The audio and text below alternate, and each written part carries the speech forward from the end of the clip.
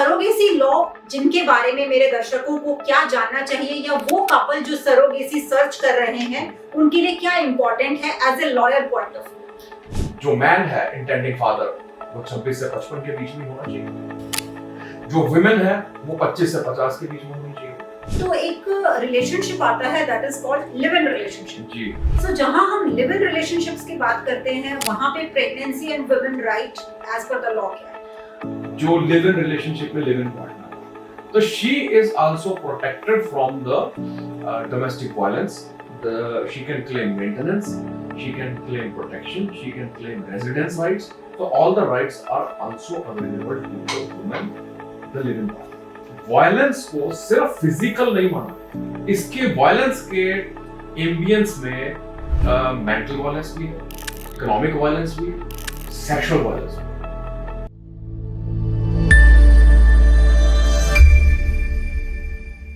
Hello everyone, this is Dr. Jyoti Yadav once again at the platform of Medicast. Medicast पे हम वो सब informations आपके लिए एक्सपर्ट द्वारा लेके आते हैं जिनको जानना आपके लिए बेहद इंपॉर्टेंट है, या जो आप अपने घर में बैठ के सर्च करते हैं गूगल पे या अनऑथेंटिकेटेड सोर्सेज से। तो यहाँ पे हमारे पास वो सब एक्सपर्ट्स मौजूद होते हैं जो उस टॉपिक के ऊपर आपको गाइड कर सकते हैं, आपको जागरूक बना सकते हैं। आज इस प्लेटफॉर्म पे हमारे साथ हैं मिस्टर रितेश धीर, जो कि एक लॉयर हैं एंड इनकी खुद की एक कंपनी है जो over the years medical law and legal support provide करती है। So I welcome you mister Ritesh, and this is a platform wherein I want you to speak on different questions, और वो सब questions जो मेरे दर्शक आपसे जानना चाहेंगे as an expert today. Please, sure. I would love to help. Okay, so मेरा पहला क्वेश्चन आपके लिए है कि इंडिया के अंदर अभी जो रीसेंट लॉ है that is a surrogacy law. So surrogacy law जिनके बारे में मेरे दर्शकों को क्या जानना चाहिए, या वो कपल जो सरोगेसी सर्च कर रहे हैं उनके लिए क्या इंपॉर्टेंट है as a lawyer point of view? सबसे पहले तो doctor Jyoti, surrogacy is legal.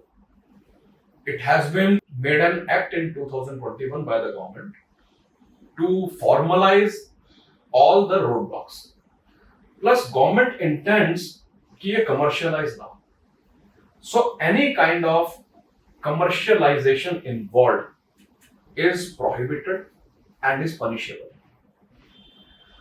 दूसरी बात ये है कि कपल जो इंटेंडिंग पेरेंट है उनकी एज लिमिट है, डिफाइंड है. जो मैन है इंटेंडिंग फादर वो 26 से 55 के बीच में होना चाहिए. जो विमेन है वो 25 से 50 के बीच में होनी चाहिए. उनका कोई बायोलॉजिकल अडॉप्टेड कोई चाइल्ड लिविंग नहीं होना चाहिए उस टाइम में. ये बड़ा इंपॉर्टेंट है. अगर उनके पास बच्चा है पहले से, तो वो या तो मेंटली चैलेंज्ड हो या फिजिकली डिसेबल्ड हो, तो वो सरोगेसी कर सकते हैं. दूसरा, सरोगेसी के अंदर जो सरोगेट मदर है उनके लिए भी बहुत सारी कंडीशंस डिफाइंड है. उनको उनकी इंश्योरेंस होगी, उनका खर्चा होगा, वो सब है, लेकिन पैसे नहीं इन्वॉल्व है. Legally the law envisages that. उसके बाद इनकी भी एलिजिबिलिटी है. She must be between 25 and 35 years old. पहले उनका बच्चा हुआ होना चाहिए.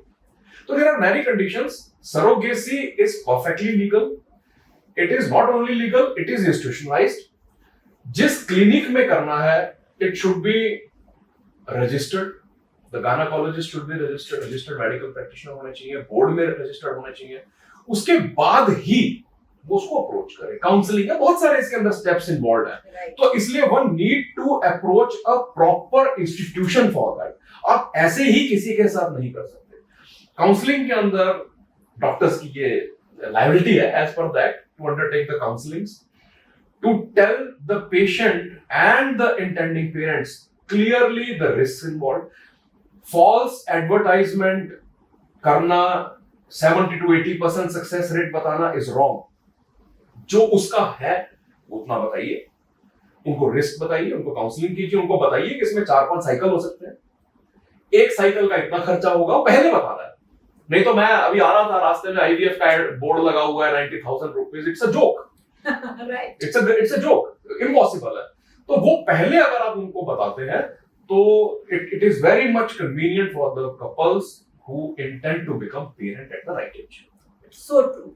एक कपल है, let me ask you a question, कि एक हस्बैंड वाइफ है wife is a very influential celebrity, उसको नहीं करना है अपना बॉडी फिगर प्रेग्नेंट होके खराब, तो पैसा बहुत है तो सरोगेसी कराना है।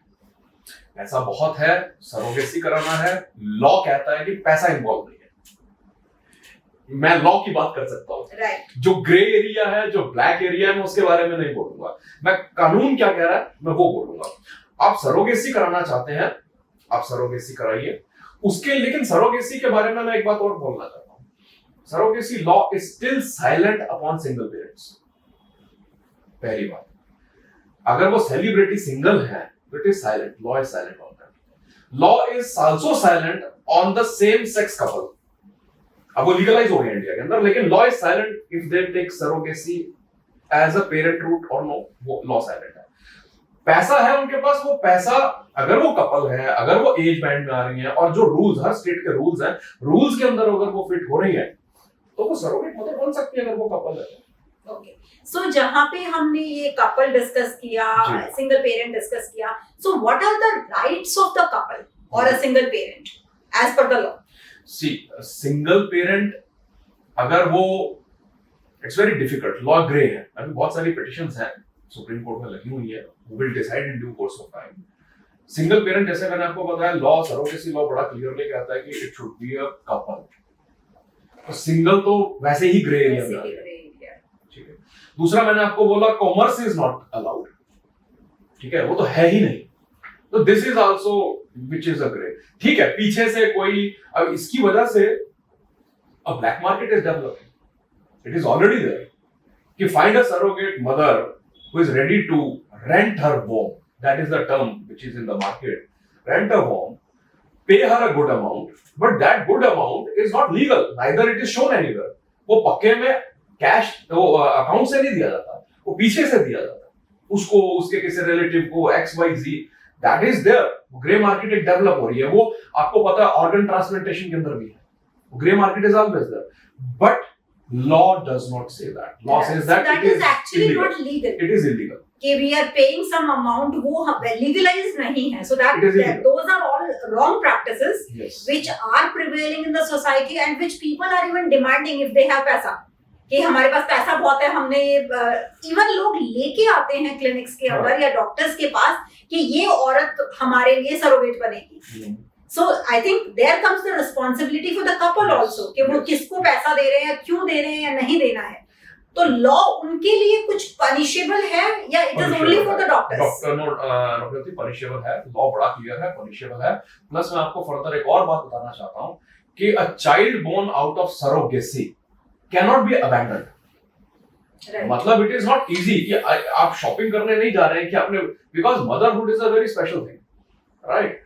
So if somebody, चलो आज सरकार ने जनता के बेनिफिट के लिए सरोगेसी, चूंकि टेक्नोलॉजी बहुत आगे आई है, मेडिकल टेक्नोलॉजी इवॉल्व हुई है, तो सरोगेसी एक ऑप्शन दी है for the benefit of the couple who are childless. That is a option, that is a god said. But the motherhood which a mother experiences, अगर वो बच्चा कल को कैसा भी होता है, she will never abandon. But here in the law envisages कि अगर बच्चा हमारी पसंद का नहीं है तो we will not take, it is not there, it is also punishable। Okay, तो इसके अंदर everyone is there who is punishable, complaints can be made, even suo motu notices can be taken, and a law is very rigid in that। It is not only doctors, it is also the surrogate mother who is in the loop, it is also the intending parents who are in the loop। Law applies squarely on that। हाँ, doctors की responsibility बहुत ज्यादा है, centres की बहुत ज्यादा है, क्योंकि जैसे मैंने आपको बताया कि counselling is the very important thing, then record keeping is very important thing, privacy is very important aspect of this law, privacy of both surrogate mother as well as the intended couple, and further they have to make sure that no commercialization is there। Yes, that is egg freezing। Is it legal in India? Yes, for 10 years, 10 साल तक आप कर सकते हैं, उसके बाद आपको permission लेनी पड़ती है, तो उसके बाद भी एक्सीड। और परमिशन के लिए क्या, जब हम किसी भी महिला का एग फ्रीज का ऑप्शन उसको देते हैं तो उस दौरान में उसको कोई पेपर साइन करने होते हैं? बिल्कुल, उसका पूरा पेपर वर्क ART एक्ट के रूल्स में दिया हुआ है, स्टेट्स ने डिफाइन किए हुए हैं। जो ART इंस्टीट्यूशंस हैं, जो ART क्लिनिक्स हैं, they will comply all the standard rules. उनके फॉर्म्स हैं, उनके रिटर्न्स जाते हैं, आपको वो बना के रखने हैं, प्राइवेसी रखनी है, 10 साल के लिए आप फ्रीज कर सकते हैं, you can sell that, you can sell this provision. खास तौर पे जो कैंसर पेशेंट्स हैं या जो कल को कंसीव नहीं कर सकते या चांसेस है कि कल को कंसीव ना करें, उन्हें करने चाहिए। और यदि वो जो एग हमने किसी भी लेडी का प्रिजर्व किया है, वो एग प्रिजर्व जब लैब में रहते हैं तो उनको यदि उसकी कंसेंट से हमें किसी और के लिए यूज करना हो तो उसका प्रोविजन के हिसाब से लॉ में क्या लॉ अलाउ नहीं करता, आप क्रॉस गिविट को वो नहीं कर सकते। यस, लॉ अलाउ नहीं। ओके, अच्छा, हिंदुस्तान के अंदर एक और चीज है कि यहाँ पे आए दिन इतने अबॉर्शंस होते हैं जो स्टार्टिंग फ्रॉम कंसेप्शन से लेके लोग 6-6 महीने तक का भी करवाते हैं। पहले भी होते थे, अभी भी कहीं ना कहीं किसी ना किसी जगह पे इंडिया में हो रहे हैं। तो क्या अबॉर्शन को लेके भी हमारे पास कुछ लॉ है? Very strict laws, very strict laws. See, medical termination of pregnancy, MTP, ये लॉ 1971 से है। इसके अंदर अलाउड है, पहली बात तो इट्स लीगल, सबसे बड़ी बात। कंडीशन अप्लाई जरूर है, 20 वीक तक की 20 वीक्स तक की pregnancy single doctor can certify to be terminated and they can do up to 24। 2 doctors का बोर्ड चेक करेगा, अंडरस्टैंड करेगा और फिर अलाउ करेगा। उसके बियॉन्ड कोर्ट सर्कमस्टेंसेस है, ऐसे नहीं कि मन किया जाके करेगा। देयर आर डेफिनेट कंडीशंस जिसके बेसिस पे एक कोई भी पेशेंट है या लेडी है, she will go for the termination of pregnancy. अगर कोई रेप विक्टिम है, यस। अगर डॉक्टर्स कहते हैं सोनोग्राफी के अंदर कि the embryo is not developing the way it should have been, yes. अगर सबसे कॉमन कि मेरा कॉन्ट्रासेप्टिव फेलियर हो गया, यस, क्यों नहीं। तो देयर आर सर्टेन कंडीशंस जो दी हुई है, लॉ में अमेंडमेंट होती रहती है, 2021 में भी अमेंडमेंट हुई है, तो it is perfectly legal to go for MTP. हाँ, जो 18 साल से ऊपर होना चाहिए पेशेंट, अगर 18 से नीचे है तो गार्जियन शुड कम, ठीक है। अगर 18 से ऊपर है तो any woman can come and say कि मेरे को बच्चे को अबॉर्ट करना है, I do not want to carry it, so and so what is the reason should be recorded, a doctor need to certify and can be done। तो जो India के अंदर आए दिन मेडिकल स्टोर से लोग लेके टैबलेट्स खाते हैं, क्योंकि मेरे पास, मैं गायनेकोलॉजिस्ट हूँ, तो मेरे पास ऐसे बहुत पेशेंट आते हैं जो कहते हैं मेरे हस्बैंड ने ये टैबलेट लाके दी थी, मेरे बॉयफ्रेंड ने ये टैबलेट लाके दी थी। तो वो टैबलेट्स जो आज के दिन इंडिया में मेडिकल स्टोर्स पे बिक रही हैं या अनऑथेंटिकेटेड सोर्सेज से लोग लेके हॉस्पिटलों में आते हैं, वो उनके लिए कोई लॉ है? बिल्कुल। देखिए, सबसे पहले तो एमपीटी एक्ट के अंदर ही anybody who is indulging into such practice is accused, liable to be punished and fined, one।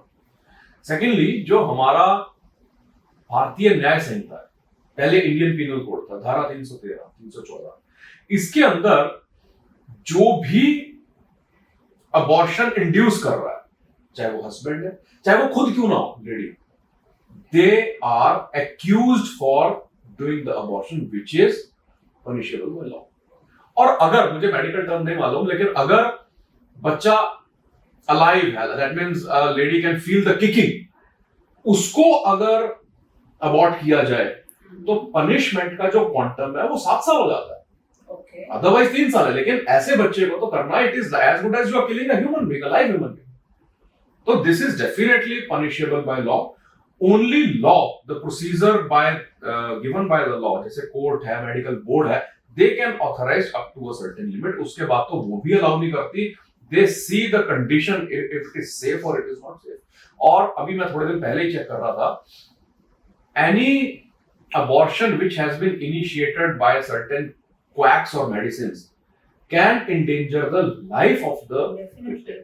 अभी कल परसों की खबर है जिसके अंदर young girl of 16-17 years died because her tutor not only raped her but he gave her a medicine जिसकी वजह से वो जो fetus है वो फट गया and bleeding start हो गई, excessive bleeding हुई, she went into coma and she died। So it is very very important that it is legal, go to a medical practitioner, a gynecologist and go through proper channel। अगर आप under age हैं then go with a guardian, tell to your guardian, come up with, because life is more important than social stigma or anything। So true। So can doctors refuse abortions? Yes, doctors can। They have the choice. They have the choice. Though this law is not very explicit, but medical council के जो rules है उसमें ethics के अंदर है कि considering the circumstances of each and every case, they can always say कि I can't do that. One, if a doctor, medical practitioner comes to understand that consent of the woman is not there, Right. she is forced by the parents or anyone, family, XYZ, husband, in-laws, but inside on the table, she confides with the doctor कि I don't want, she can refuse. She finds that it will endanger the life of the patient. The doctor finds that he or she can refuse. Plus, if a doctor believes and knows that he is not registered medical practitioner, he is not competent to do that, then he must refuse that. Yes. So in there that are- situation, so they should refuse it willingly They should. because they are not trained enough for Yes, that. yes. But there are many other things also because it depends on the subject matter. Right. कि अगर मान लीजिए pregnancy 24 week से ज्यादा है, single doctor can't do that. True. There is no permission of the board, वो मना कर देंगे. उसके beyond the court permission is required, So so right. Doctor can refuse. क्या इसके लिए कोई प्रावधान लॉ में है कि जो कपल इलीगल अबॉर्शन करा रहा है या जो lady under the circumstances of family husband whatever, तो उनके लिए कोई सजा है कि यदि वो सेक्स डिटर्मिनेशन कराते हैं या उसके दौरान या उसके बाद कोई अबॉर्शन प्लान करते हैं by their choice, so what law says to them? See, first of all, the seed should not exist. That means that illegal sex determination is 100% illegal. Right. Anybody who is indulging into that is per se an illegality. नहीं, One. Law जैसे हमें तो ये चीज प्रावधान देता है कि as doctor we are punishable, जी सो लॉ के अंदर उस कपल के लिए जो ये ऑप्ट कर रहा है जी. उसके लिए क्या प्रावधान? आपको बताया ना मैंने कि जो इंडियन पीनल कोड की अर्स्टवाइल इंडियन पीनल कोड की धारा 313 और 314 का प्रावधान है, anybody who is getting the abortion done without a proper cause, जबरदस्ती अबॉर्शन का, क्योंकि इस केस के अंदर normally a mother would not go for the abortion, it is always the other interested parties who force her, तो the law is over there, they punish her. और अगर women भी जा रही है, law स्क्वायरली applies on them. Okay. आपको क्या लगता है कि हरियाणा का सेक्स रेशो जो है मेल वर्सेस फीमेल, कितना फीमेल फीटिसाइड आज के दिन भी एग्जिस्ट करता है? बहुत इम्प्रूव हुआ है. मैं पर्सनली बिलीव कर रहा हूँ Haryanvis have improved a lot. बहुत फर्क पड़ा है, चाहे इसके अंदर मीडिया का रीजन रहा, चाहे गवर्नमेंट इनिशिएटिव्स रहे, चाहे कुछ भी रहा, बहुत ज्यादा फर्क है. बाकी इससे ज्यादा बुरा हाल तो मैंने जो neighbouring states, I don't want to name, but उनमें ज्यादा बुरा हाल है. ओके. सो यदि हम बात करें कि हम अपनी सेक्स रेशो को और इम्प्रूव करें कि लड़का लड़की कोई भेदभाव नहीं होता है, तो उसके लिए आपके हिसाब से क्या सजेशन होना चाहिए to the society? My society is one, consider that in today's time, even in rural arena, the women are performing extremely well when it comes to jobs, when it comes to careers, when it comes to sports, when it comes to अब तो supreme court of India ने even army, navy, air force, paramilitary के अंदर तो पहले ही थी, women को commission officers के लिए, परमानेंट कमीशन के लिए लागू कर रखा है. आई मीन वो जो पुरानी मानसिकता थी कि विमेन इज अ खर्चा for me, it is not there anymore. Right. Women go places here, मतलब द रिजर्वेशन हमारे कॉन्स्टिट्यूशन के अंदर विमेन के लिए और वीकर सेक्शंस के लिए प्रावधान दिया हुआ है कि government can make laws for them. And ना केवल समाज बल्कि सरकार itself is now working towards the equality. Right. तो इसके लिए आई डू नॉट थिंक कि देयर इज रीजन. हाँ, बाकी जो पुरानी विचारधारा है वारिस वाली, वो तो रहेगी, उसका कोई इलाज नहीं. बट वो भी चेंज करनी पड़ेगी हमें. सुना भाई, वगैरह. जिसके पास पैसे हैं वो तो सेक्स डिटर्मिनेशन सिंगापुर जाके करवा के आ जाएगा और यहाँ आके अबॉर्ट करा लेगा, वो वहां भी अबॉर्ट नहीं, करा. यहाँ पे अबॉर्ट भी तो नहीं होगा ना. If they go to the professionals, again the law says there is no Yes. provision for Yes, abortion. yes. So unfortunately, money is mightier force than any other force. Okay. So that happens. Can a husband force his wife for an abortion? No. Is it a sole right of a woman to choose abortion or to continue the Yes. pregnancy? only a woman can decide. The carrier of the child will decide कि मुझे continue करना है कि नहीं. Husband has no say. Do you think कि domestic violence का कोई impact है women health पे? Obviously, see domestic violence जो law है, there is a law. अगर हम domestic violence के अंदर बात करते हैं तो this is a gender specific law. It is not gender neutral, right? तो इस लॉ का नाम है protection of women from domestic violence. इस एक्ट के अंदर वायलेंस को सिर्फ फिजिकल नहीं माना गया. इसके वायलेंस के एम्बियंस में मेंटल वायलेंस भी है, इकोनॉमिक वायलेंस भी है, सेक्सुअल वायलेंस भी है.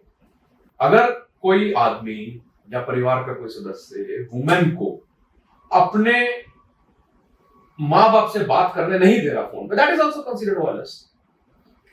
तो अगर मान लीजिए किसी भी प्रकार का घर के अंदर वायलेंस है या किसी वुमेन को यही कह के प्रताड़ित किया जा रहा है कि तूने 3 लड़कियां पहले पैदा की हुई हैं, चौथा भी टेस्ट करा ले, हमारा एक जानकार डॉक्टर है, फैमिली डॉक्टर है, वो बता देगा कौन है, and she doesn't want to do that because she is a mother, तो दैट इज आल्सो वायलेंस. इसका मेंटल हेल्थ पे बिल्कुल इंपैक्ट है, and that is not only punishable.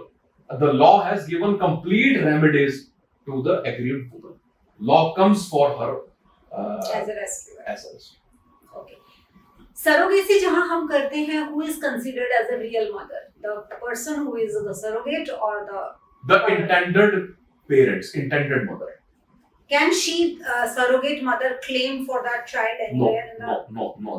The child which born to a surrogate mother, but will have all the legal rights as a biological child would had. Okay. जो birth certificate होगा उसके अंदर intended parents का नाम लिखा जाएगा. वो he would have all the rights whatever their biological child would have. तो नहीं होगा. राइट. यदि हम प्रेगनेंसी की बात करते हैं तो लॉ क्या वर्क प्लेसेस में प्रेग्नेंट फीमेल के राइट्स को रिजर्व करता है? बिल्कुल करता है. इसके लिए भी एक्ट है, मैटरनिटी एक्ट है. इसके अलावा पेमेंट ऑफ वेजेस एक्ट के अंदर भी इसका प्रावधान आता है. लॉ बहुत क्लियरली कहता है कि a woman will get 6 months of period after delivery, और अगर उनकी सब्सिक्वेंट डिलीवरीज हैं, 2 बच्चों तक तो है ही है, उसके बाद भी टाइम पीरियड डिफाइन किया गया है. This is mainly a workplace law. It's a employer employee law, medical law नहीं है, लेकिन लॉ उनको बिल्कुल डिफाइन करता है, उनको सेफ गार्ड करता है. Okay, so let me come up with one more thing, adoption law. बहुत सारे लोग मेरे पास भी एज गायनेकोलॉजिस्ट आते हैं या बहुत सेटअप्स पे बहुत लोगों के पास जाते हैं जहाँ पे वो ये कहते हैं आपके पास कोई बच्चा ऐसा हो जो कोई ले नहीं रहा है, उसको आप हमें दे देना, या किसी के 2-2 3-3 बच्चे हो जाते हैं, वो बच्चा छोड़ जाते हैं हॉस्पिटल्स में. गवर्नमेंट हॉस्पिटल्स में ये तक भी सीन रहता है कि बच्चा ही अबैंडन्ड बेसिकली. सो उसके लिए क्या ऐसे वो बच्चे को ले सकते हैं या उसको लीगल एंगल से कोई अडॉप्शन लॉ के थ्रू लिया जाता है? पूरा प्रोसीजर है जी. The states have defined the detailed rules.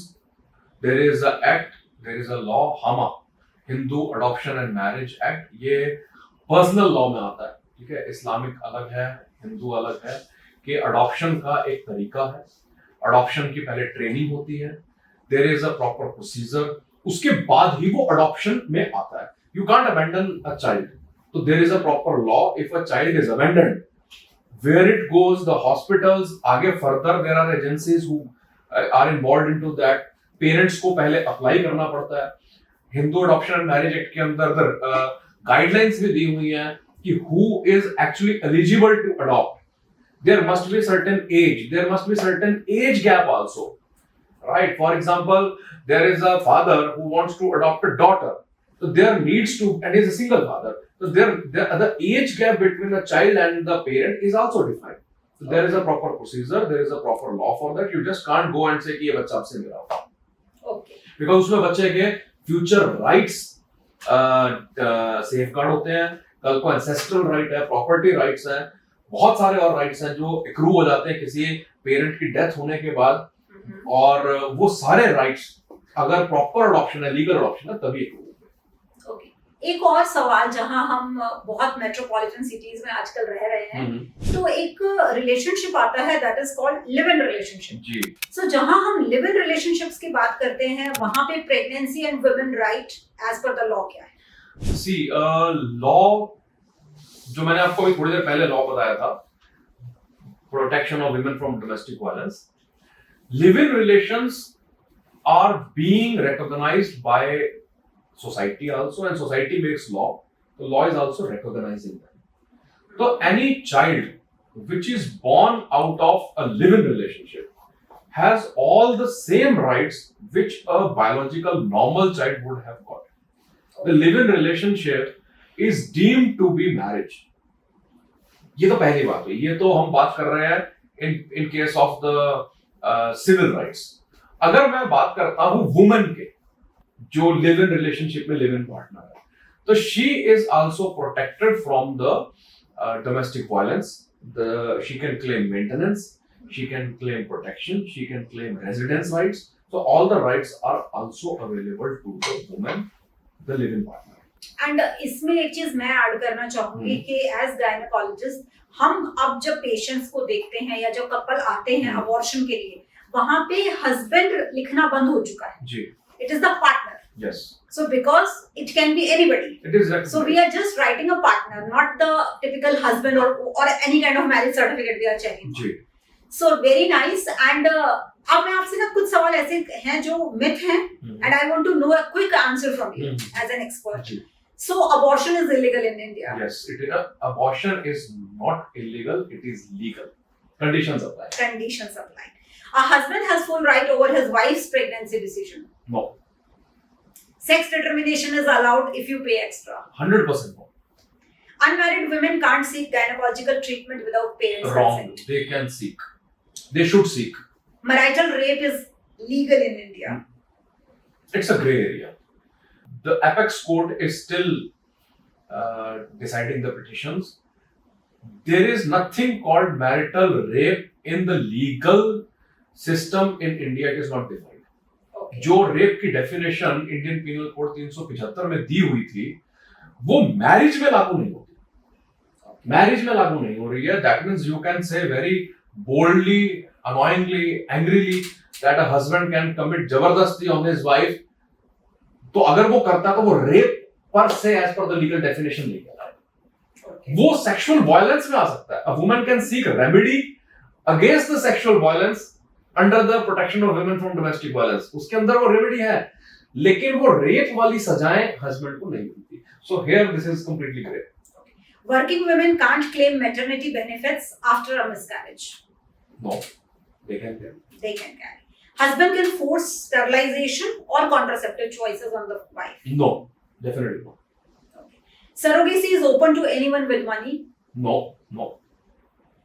Sexual harassment law only protects women. Yes. Okay. But condition apply here. Any male who is below 18 years of age is a child, so they would come under the ambit of POCSO Act. So वहां पर this law is gender neutral when it comes to prevention of children from sexual offenses. ये एक gender neutral law है। यहाँ पर लड़के child को भी उतने ही प्रोटेक्शन है जितनी लड़की चाइल्ड को। 18 से ऊपर होने के बाद ये ग्रे एरिया है। Okay. So one more question, medico-legal cases, if we talk about. So do you think that doctors को lawyer की जरूरत होती है? 101%, 101%। आप खुद एक डॉक्टर हैं। आप देखिए कि unfortunately if anyone loses any near or dear one in the hospital, तो वो सबसे पहले बाहर निकल के कहता है कि डॉक्टर ने मार दिया। क्या आपको लगता है कि ये रियलिटी है? क्या डॉक्टर मारते हैं? ये रियलिटी नहीं है। Doctor are next to God, उनको तो भगवान के बाद कहा गया है। लेकिन जो लूज करता है, राइट, उसकी ये परसेप्शन है। तो उसकी वजह से दो चीजें होती है, आपने भी नोटिस की होंगी। एक तो हंगामा करते हैं। दिस हंगामा in Haryana is not allowed, it is punishable, 3 साल की कैद। अगर कोई भी थ्रेटन कर रहा है, गेस्चर कर रहा है, असॉल्ट कर रहा है, चीजें तोड़ रहा है, कुछ भी कर रहा है, हरियाणा ने लॉ बनाया हुआ है सेक्शन 3 के अंदर, वो आप तुरंत उसको नामजद कर सकते हैं।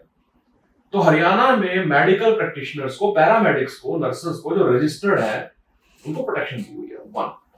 दूसरा, जो भी एग्रीव्ड है, जिसे लग रहा है कि मेरे साथ गलत हुआ, अनलेस वो गलत एक्चुअली में दिख रहा है, भाई काटना था लेफ्ट, एम्प्यूट करना था लेफ्ट, लिम्ब कर दिया राइट, वो तो दिख ही रहा है। बट क्या किसी भी गलती की सूरत में हाँ। पेशेंट या अटेंडेंट को ये अलाउ किया जाता है कि वो डॉक्टर को मारे, पीटे, प्रॉपर्टी को डैमेज करे? मैं आपको there is a legal system I think for that. There is a law, वही मैं आपको बोला, there is a law in Haryana which protects doctors and all the medical fraternity for that.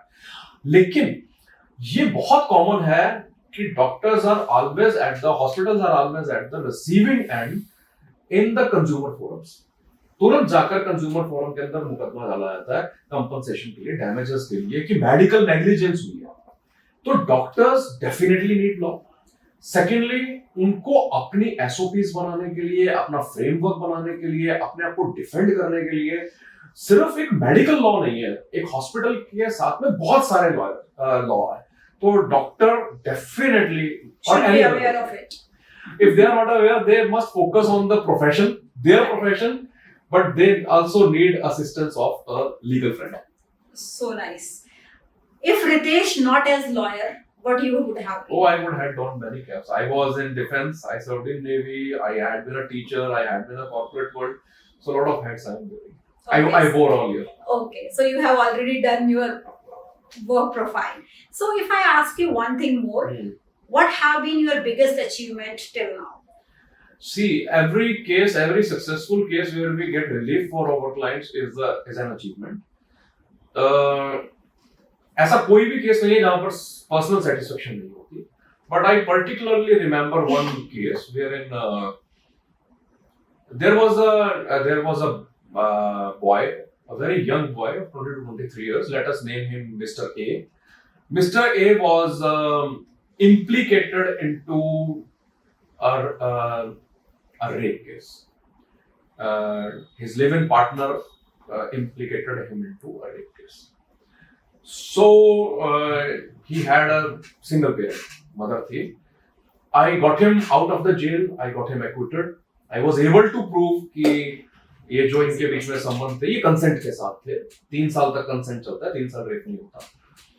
तो when I got him out of the jail, Bhonsi jail, तो his mother was crying and she tried to touch my feet and I was so moved. I said कि माता, ये तो मेरा काम था। वो बोली नहीं, काम था आपका। So then I realized कि being a lawyer is something where I do something for society. So true.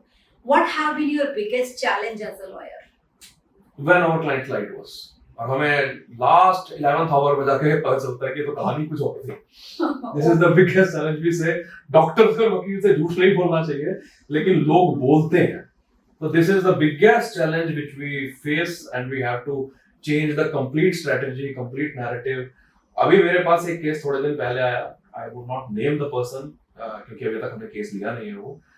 The car involved was a Porsche, right? And it got burned in a garage. So consumer claim आया उसके ऊपर. But the client told us half story. So we decided certain amount of fees. And when we were about to file, then he told us the real story. So everything changed. Correct. So that is some big challenge. So I think to my audience, the take-home message is that law is equal for everyone in the society. May it be doctor, may it be patient, may it be rich, may it be poor. So we should all abide by it. Yes. And जो भी चीजें हैं, जो भी एक दूसरे से गिले शिकवे हैं, वो legal channel के through यदि solve होंगे, तो I think that will lead to a better conclusion. Yes. Instead of damaging the hospitals or like directly attacking the doctors, there are law which are there to protect doctors. 100%. Anybody who indulges into that, the FIR is swift.